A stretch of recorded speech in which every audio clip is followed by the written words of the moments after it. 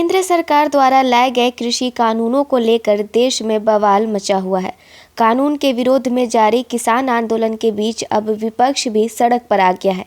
गुरुवार को कांग्रेस नेता और सांसद राहुल गांधी के नेतृत्व में पार्टी के वरिष्ठ नेता गुरुवार को राष्ट्रपति रामनाथ कोविंद से मिले और 2 करोड़ किसानों के हस्ताक्षरों के साथ ज्ञापन सौंपा। ज्ञापन सौंपने के बाद राहुल गांधी ने मीडिया से बातचीत की और इस दौरान कहा कि इन कानूनों से मजदूरों और किसानों का नुकसान होने वाला है और इस देश में लोकतंत्र अब सिर्फ ख्यालों में है।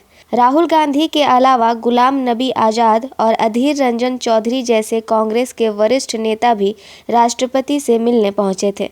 दरअसल पहले कांग्रेस नेता विजय चौक से मार्च निकालकर राष्ट्रपति भवन तक पहुंचने वाले थे, लेकिन इसकी परमिशन न मिलने और फिर प्रियंका गांधी को हिरासत में लिए जाने के सवाल पर राहुल गांधी ने ये कहा कि देश में कोई लोकतंत्र नहीं है, ये सिर्फ ख्यालों में हो सकता है लेकिन असल में नहीं है। डिटेन कर लिया गया है। आप लोग मार्च लेके यहाँ पर आ रहे थे, अभी जो है कांग्रेस के तमाम एमपी को इंक्लूडिंग प्रियंका जी को भी जो है डिटेन कर लिया। वो तो तरीका है, इनका तरीका है डिटेन करना, मारना पीटना, ये इनका तरीका है, बट हम नहीं करते। ये आप किस देश की बात कर रहे हो? ये कौन सी देश की बात कर रहे हो? डेमोक्रेसी या मतलब कौन से देश की बात कर रहे हो? इंडिया की बात कर रहे हो? इंडिया में कोई डेमोक्रेसी नहीं है। डेमोक्रेसी इंडिया में ये मतलब आपके इमेजिनेशन में हो सकती है मगर रियलिटी में है नहीं। राहुल गांधी ने आगे कहा कि मोदी पूंजीपतियों के लिए पैसे बना रहे हैं। जो भी उनके खिलाफ खड़ा होने की कोशिश करेगा उसे आतंकी कहा जाएगा, चाहे किसान हो, मजदूर हो या मोहन भागवत ही क्यों ना हो।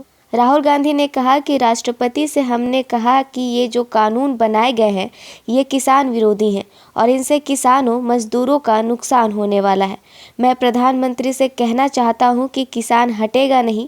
प्रधानमंत्री को ये नहीं सोचना चाहिए कि किसान मजदूर घर चले जाएंगे। उन्होंने कहा कि जिस तरह से ये कानून बिना चर्चा के लाए गए हैं वो गलत है। उन्होंने कहा कि बिल पर चर्चा के लिए संसद का संयुक्त सत्र बुलाया जाना चाहिए।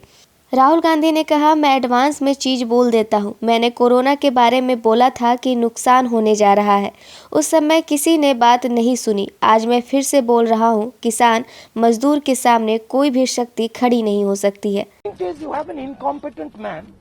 Who is controlled by certain other people. This is what India has to understand. This is what all youngsters have to understand.